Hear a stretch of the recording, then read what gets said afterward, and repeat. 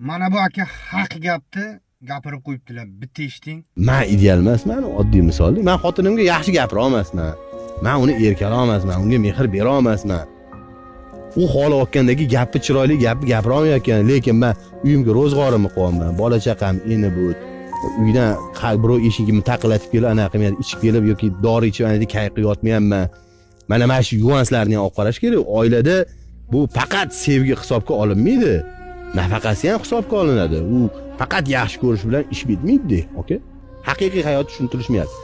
Ajrashib ket, boshqasiga tegasan. Ertaga hop ota-onangni oldiga taq etib sen qaytib kelding, adang Xudo ko'rsatmasin ko'chadan adang ani uni qizi manma qilib ketsa, adangga shunaqa botsa bitta qo'li 2 kun qo'lim ivishyotdi, paket infarkt bo'lib o'lsa, adangni ko'mishsa, o'sha uyga sen ham sig'maysan. Onangni ko'mishsa, sen ham o'sha uyga sig'maysan. Keyin hayoting barbod bo'lishini o'ylagan.